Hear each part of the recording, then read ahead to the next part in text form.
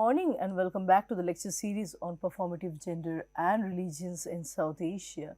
We are discussing our module on Bhakti, Sufi and cinema. So, as a continuation from our previous lecture, we are looking at the different films in the Indian context. Most of these films in discussion are made in Bollywood, which have inculcated and reworked, experimented with the Bhakti codes, the Bhakti worldview. Some films have kept the original codes intact, whereas others have largely and very prominently reworked on these codes, leading to a hybridized effect. So, we see insertion as well as experimentation with the Bhakti codes in the Indian films.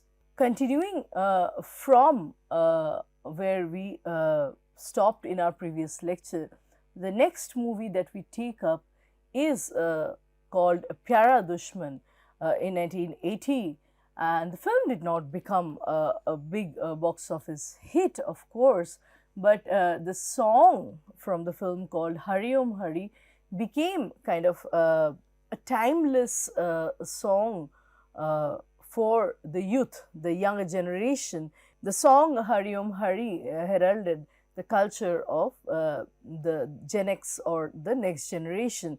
So, it was sung by Usha Uthup. The singer usually has her signature style of dressing. So, Usha Uthup's style of dressing, her style of singing entails reshaping the expectation of the audience. She is a queen of indie pop and jazz, especially in the late 1960s, 1970s and 1980s. So, she is the queen of indie pop and jazz in the late 1960s, 1970s and 1980s. Through her appearance, through her singing, she is constantly breaking the stereotypes, and there needs to be reworking of the assumptions or the expectations that the audience conventionally has from the female singer. So, when listening to Usha Uthup, one realizes that there needs to be a significant reworking of the conventional expectations that the audience and the music listeners associate with the female Bollywood singer. She is a breakaway, a radical breakaway from such conventional expectations. The singer attracts some kind of gaze which is very alternative in terms of values, the values that she stands for or represents. On the one hand, she wears a sari with bindi and gajra, which emphasizes a very traditional image, the traditional image of the Indian woman. And on the other hand, she sings, indie pop and jazz. So, her song is deeply influenced and inspired by Western music. So, a figure like Usha Uthup is the harbinger of a modern era, right? This song Hari Om Hari disrupts the traditional understanding of the Bhakti culture while also abiding by it at the same time. So, it is propping up the Bhakti culture, and yet it is making a departure from the traditional Bhakti values.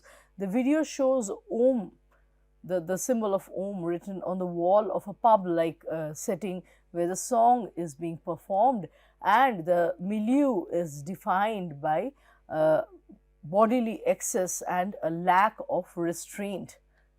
So, we see a woman that is dressed not in traditional style at all. She is deeply influenced by Western sense of dressing, and this is the beginning of the concept of item number in Bollywood, where the song has to traverse its own journey in dissociation from the destiny of the film. Many a times the films are not remembered, but the songs have their own destiny to pursue. The songs become larger than the film. The songs stand autonomously on their own on their own feet in dissociation from the film. So this is the idea of item number that we get in the 1970s with songs like Hari Om Hari. The song is symptomatic of erotic love. The video depicts a promiscuous environment where people are seducing each other and involved in multiple temporary relationships. It's completely a departure from the traditional values, right? It is also showing, I mean, the song is indicator of the social values, the larger social values that have become quite diluted. It points to the frustration of the younger generation in a way. So the larger social dynamics, the cultural dynamics that are embedded through the erotica depicted in these songs becomes a topic that needs to be or that can be further researched. What kind of a society do these songs subscribe to, or what kind of social values do they stand for? Why does the youth say what they say through the song lyrics? That can be a very interesting point of study. At the point in time where these songs are being composed, one could study the demoralization or the kind of different influences on the younger generation, which leads to lyrics like Hari Om Hari. So the opening lines of this song goes like, Gum hai koi to dam maro yaro, dam ki dua se gum bhi khushi hai, chur nashe mein ye zindagi hai, right? So if you have some kind of pain or difficulty in life, you resort to the narcotics and the smoke of narcotics. The effect of narcotics makes you forget your pain, and the pain is in fact transformed into happiness by drugs and narcotics. And then it says that life is ecstatic, the life is experiencing extremities of happiness. Chur nashe mein ye zindagi hai. The life is completely in a state of trance out of intoxication. From there, the youth derives happiness. That kind of a meaning the song is trying to convey, right?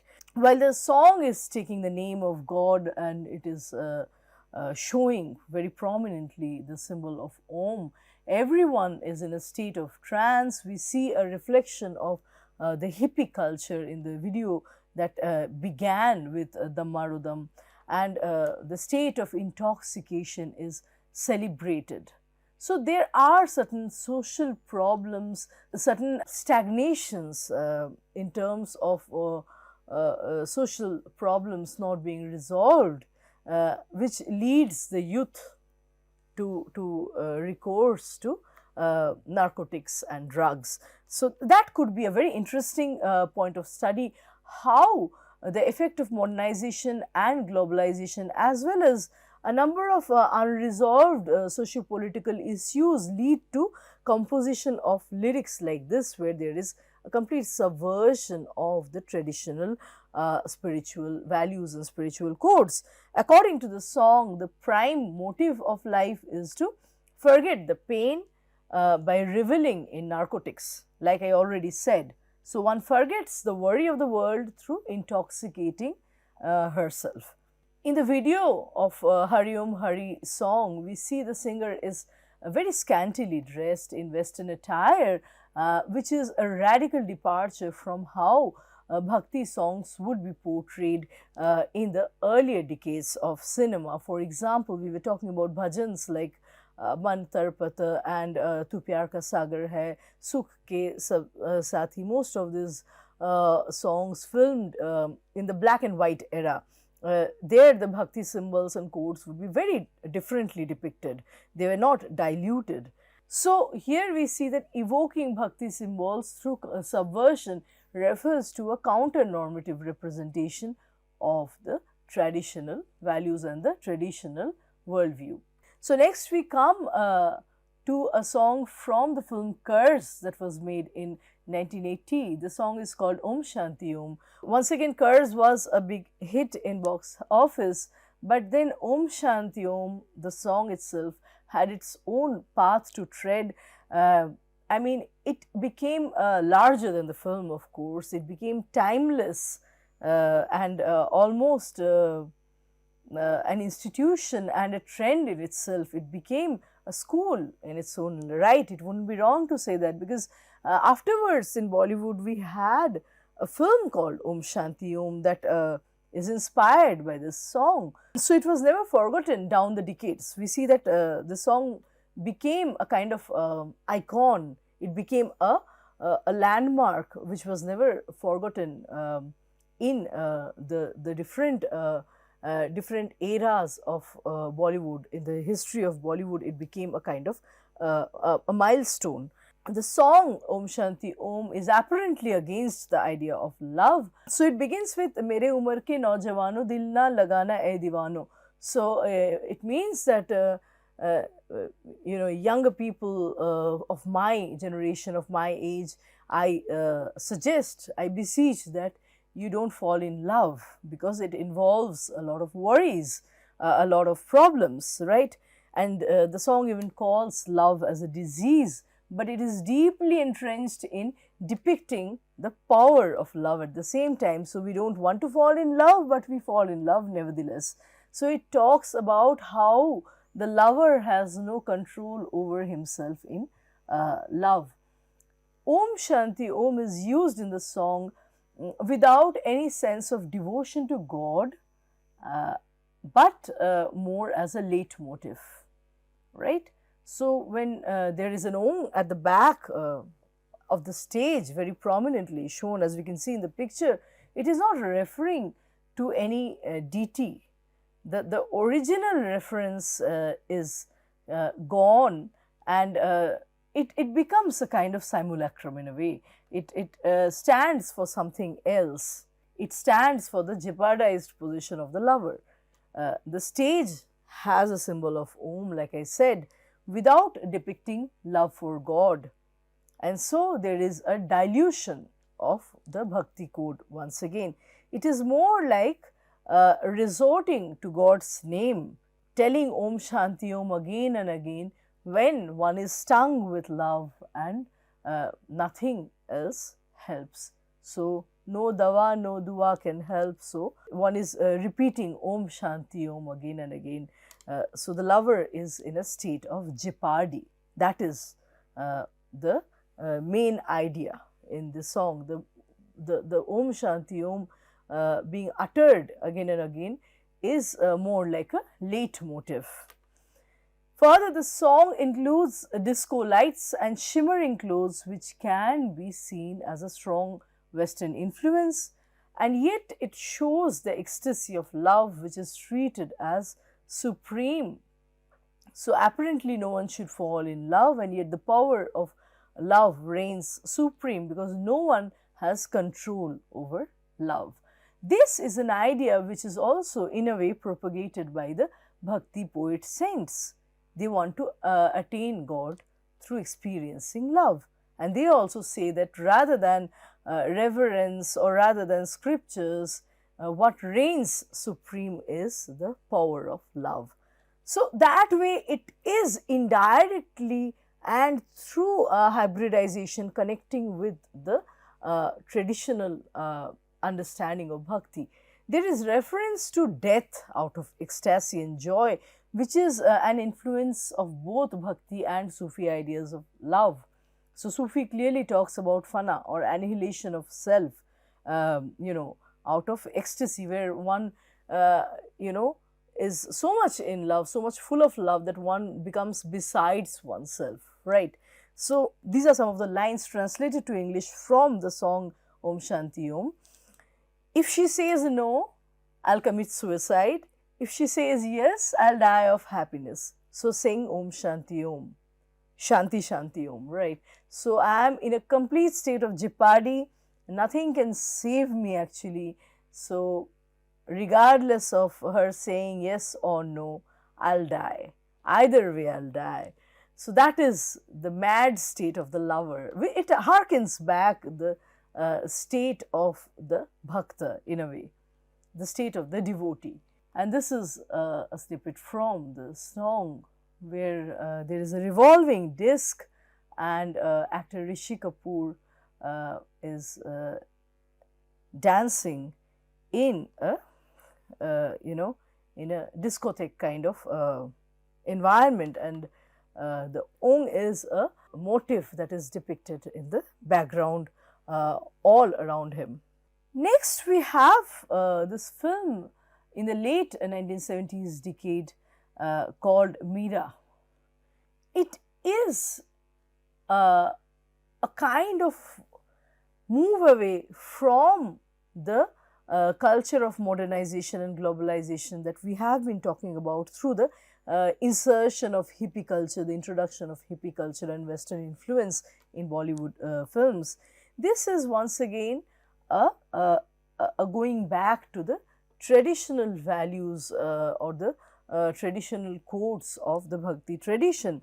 The movie Meera depicts the ecstatic, boundless love that Meerabai possessed for Lord Krishna through the portrayal of her life. The movie comprises a plethora of Bhakti codes as depicted through Meera's worldview and her song dance performances. So, the movie consists of a plethora of Bhakti codes as depicted through Meera's worldview and her song dance performances, and it also shows the abandoned details in the setting of the film. Meera's character is introduced in the film in a setting of temple with her singing a bhajan for Krishna. So, she is introduced as a divani or a mad lover of Krishna, and this type of cinematic representation brings back the Bhakti codes in their conventional form. There is no experimentation in this film, much unlike the films that were parallelly being made in the 1970s and 80s decades, where which were marked by a lot of experimentation and playing with the traditional codes. So, there are no tampering of codes in the film Meera. So, Meera's love for Krishna as depicted in the film saw no bounds, and she considered herself as Krishna's wife. Meera believes in her spiritual marriage with Krishna to the extent that she performs her wifely duties for him. The film shows her sleeping in the temple complex, and in one of the scenes she makes a pagri for Krishna with her hand. She is also fasting for Krishna on the day of Karwa Chauth. She calls him as her Swami, whereas the prince that she is socially married to is referred to as the king. So, she does not accept her marriage with Rana. She just calls him as the king, whereas Krishna is referred to as the Swami or the husband. Meera expresses her jealousy towards Radha and considers her as the co-wife or Sautan. And like I was telling in the previous lecture, there are a plethora of Meera bhajans that weaves in plenty of emotions through this juxtaposition between Radha and Meera, one representing Shringar, the other representing Dasya, right. So, Meera can be seen as what Arundhati Subramaniam calls as impatient to express their own tempestuous interiority. So, Meera is symptomatic of a very restless interiority, an interior that is unrelentingly, that is constantly seeking to unite with God, with Lord Krishna. Meera can be seen as embodying the resistance that is present at the heart of the Bhakti movement. Meera is almost a symbol of that resistance that Bhakti movement, Bhakti as a movement, carries in it. So, Bhakti is completely counterthetical, a counter thesis to hierarchies. And Meera becomes a disciple of Saint Raidas. In the film, it is shown that she accepts Saint Raidas as her guru, who is a Bhakti saint, and she is criticized a lot for this decision. This is because Raidas comes from a lower standing in society. He hails from a so-called lower caste. But Meera is not bothered by these caste hierarchies, and she proceeds to become his shishya or disciple in order to attain knowledge. So, Meera can be seen as an epitome of or embodying the idea of an egalitarian or classless society where everyone is equal, regardless of gender, regardless of caste. In her performance of the character of Meera, Hema Malini has a very calm and stoic expression that she maintains throughout the movie, where she wants to reflect an unperturbed image of Meera. Meera is not perturbed or bothered by what one says or how people criticize her, right? The only change of expression on her face is available when the society attempts to separate her from Krishna. She cries openly when she is married forcefully to the Rana against her will, and she is angry when she cannot meet, she is not allowed to meet Lord Krishna or worship the icon of Lord Krishna. She is restless when the idol of Krishna is stolen from her. So, these are the only instances where she is shaken, otherwise she is never unsettled. She has this calm disposition. So, even when Meera's husband asks if she harbors any hatred towards him because of the family rivalry, she says no, simply because her character is full of love and faith, which are the basic tenets of bhakti, right? A bhakta, a devotee, a bhakti saint is defined by the concepts of kindness, concepts of forgiveness, love and faith. So, any kind of extreme emotions such as hatred or anger do not define a bhakta, a true bhakta or devotee. As a bhakta, Meera has direct communication with Krishna. She expresses her anger towards him. When Krishna doesn't come to her, what does she say? She says that unlike Radha, she would not sit and wait for him in Vrindavan. Rather, she would abandon everything and follow the tune of his flute, right? It's a very famous and popular song from the film Meera. The bhajan goes like this, and this bhajan once again has had its own journey outside of this film. It has had its different adaptations and renditions in other films too. So, this is how the lyrics of the song goes. Jo tum todo piya main nahi toru re, to so preet chhor Krishna kaun sang joru re. Then the song goes like tum bhe moti prabhu hum bhe dhaga, tum bhe sona hum bhe suhaga, right? So, there is a kind of submission. There is also a challenging to Krishna's indifference. So, even if you are indifferent to me, you are not reciprocating to my love, I will not, I will not disown this bond between you and me. Although you have disowned our relationship, I will not disown it. I will still pursue you. I will follow you. Jo tum todo piya main nahi toru re. If you have broken the relationship from your end, I will not do the same thing. And it has gone on to become a very popular song. It has had its different renditions in different films. One of the films being Silsila, Yash Chopra's Silsila, where this song has been used. So, the direct communication is a bhakti element. The direct communication between divine and devotee is an element, a prominent element of bhakti, where the devotee defies any kind of mediation between her feeling for God and its conveyance. So, in order to communicate her feeling, the devotee does not need priestly mediation. She can communicate it herself. So, another song which became very popular from the film Meera is Karna Fakiri, and this song too has had its own journey even outside of this film.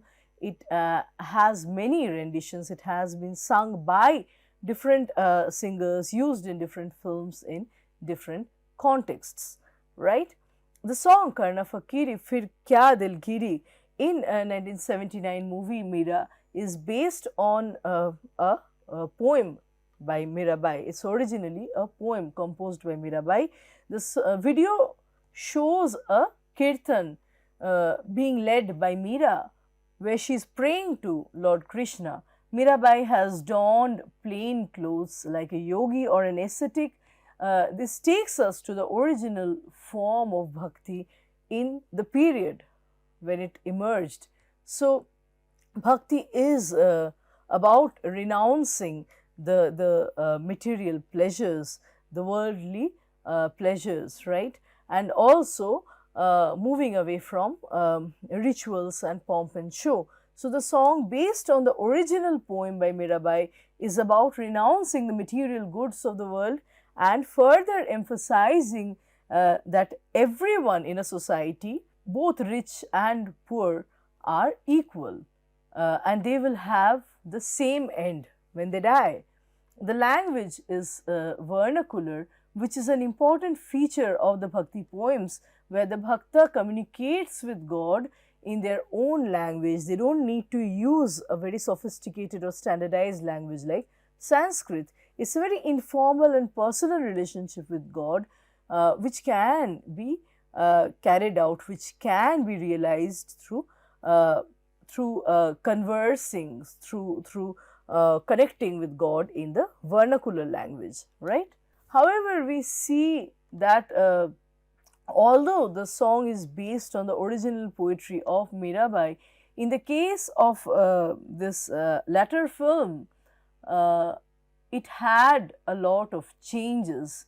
It starts from the criticism of one's obsession with material life, or one's, fixation with worldly pleasures, but then it moves or goes on to focus on the concept of motherhood and celebrating the idea of motherhood. This is a departure from what Mirabai originally meant in the poem. So, through the latter rendition, it is a move away from the original philosophy of Mirabai. It is focusing more on motherhood in the film. So, bhakti as a philosophy detaches from all kinds of familial bonds. So, it does not necessarily celebrate motherhood within the bounds of family life. Hence, we see that this particular rendition of Karna Fakiri in Bare Ghar Ki Beti is also a dilution in a way of the original ideas of Mirabai's poetry. Further, in the year 2021, another version of this poem was performed by singers Chinmay and Joel at the Mahindra Kabira festival. The stage performance, the live stage performance of this song was accompanied by the playing of an iktara, which is associated with the minstrels, the roving minstrels or the mystics. That is the instrument that the mystics play. So, singers Chinmay and Joel start off with a rendition that criticizes material life as in the original poetry, and then they further add new elements. They talk of a bird that is flying away alone and it is observing the world. Here in this particular rendition of the song, we still find the elements of bhakti intact.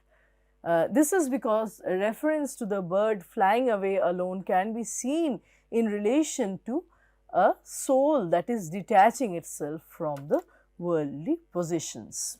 So, coming back to the figure of Meerabai, we see that Meera believes in the immortality of the human soul, a belief that is endorsed by the Bhakti tradition.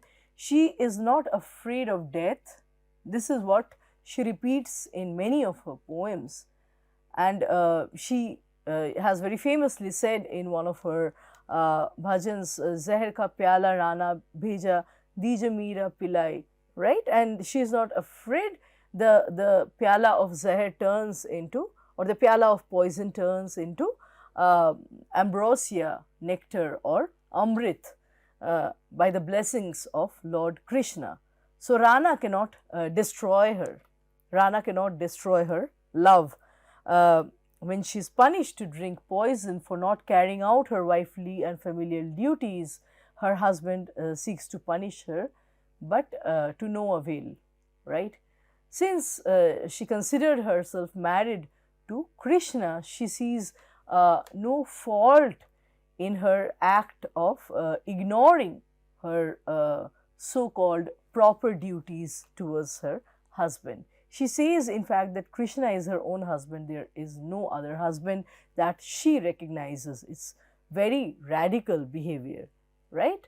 And in terms of general class belonging also, she is a complete, a marked departure. There is this bhajan, Aisi lagi lagan, Meera ho gayi magan, where we see. So, there are lines from this song which go like Mehlon mein pali banke jogan chali, Meera gali gali hari gun gaane lagi. So, she has been raised in palace, but she is walking on the streets like a roving minstrel in saffron, and she is going from lane to lane, from street to street, singing aloud the praises of Hari. This is how the bhajan goes. It's a very popular bhajan, and it is very famously sung by Anup Jalota, right? So we see that Meera is a transgression. She's a case of transgression in terms of class, caste, and of course gender. She is a radical figure that marks a departure and breakaway from any fixed category. She sees death as a separation of body from soul that leads to immortality. So, following her claims of marriage with Krishna, she was questioned by her critics if she could give birth to a child.